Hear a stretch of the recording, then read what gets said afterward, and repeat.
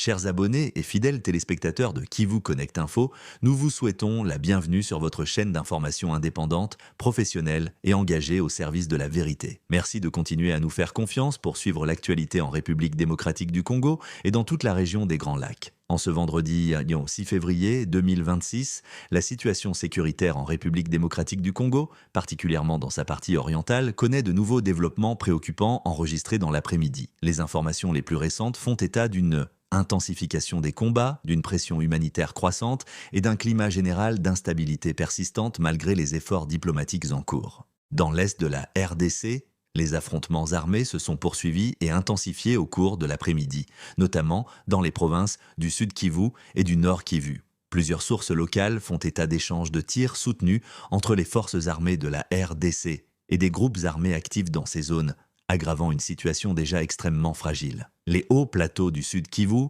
en particulier les zones de Fizi et Minembwe, restent parmi les plus touchés. Les combats y sont signalés dans des zones montagneuses difficiles d'accès, rendant toute intervention humanitaire ou sécuritaire particulièrement complexe. La population civile, prise entre plusieurs lignes de front, continue de payer le prix fort. Dans certaines localités, des mouvements de troupes ont été observés dans l'après-midi, accompagnés d'un renforcement visible des dispositifs militaires. Cette militarisation accrue alimente la crainte d'une extension des combats vers d'autres zones jusque-là relativement épargnées. Au Nord Kivu, la tension demeure élevée autour de plusieurs axes stratégiques. Même si aucune prise de territoire majeure n'a été officiellement confirmée dans l'après-midi, la situation reste imprévisible et susceptible d'évoluer rapidement. Sur le plan sécuritaire, les autorités congolaises maintiennent un niveau d'alerte élevé, notamment face aux menaces asymétriques observées ces dernières semaines. L'utilisation de nouvelles technologies dans le conflit continue de modifier la nature des affrontements et d'inquiéter les observateurs régionaux. Les conséquences humanitaires de cette escalade sont particulièrement alarmantes. Dans plusieurs zones du Sud Kivu,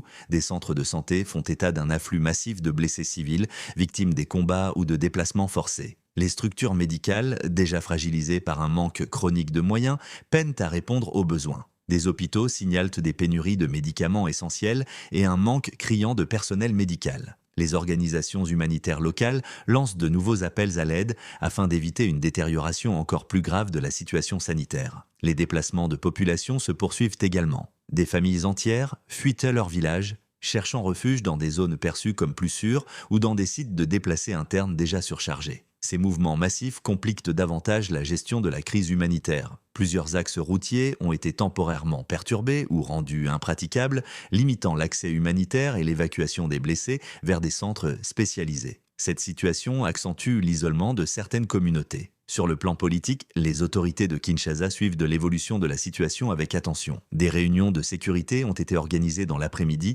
afin d'évaluer les réponses possibles face à la persistance des violences dans l'est du pays. Au niveau diplomatique, les efforts de médiation régionale et internationale se poursuivent. Toutefois, sur le terrain, les engagements pris dans le cadre des discussions peinent à se traduire par une amélioration tangible de la situation sécuritaire. Les partenaires internationaux expriment une inquiétude croissante face à l'échec répété des tentatives de cesser le feu. Ils appellent à une désescalade immédiate, à la protection des civils et à un retour sincère au dialogue. Les Nations Unies continuent, de leur côté, à évaluer des mécanismes supplémentaires de surveillance et de protection tout en reconnaissant les limites imposées par l'insécurité persistante et la complexité du terrain. La population civile demeure la principale victime de ce conflit prolongé. L'accès à la nourriture, à l'eau potable et aux soins de santé devient de plus en plus difficile dans de nombreuses zones affectées. Les activités économiques locales sont fortement perturbées. Marchés, écoles et petites entreprises fonctionnent au ralenti ou sont totalement fermées, aggravant la précarité des ménages déjà vulnérables.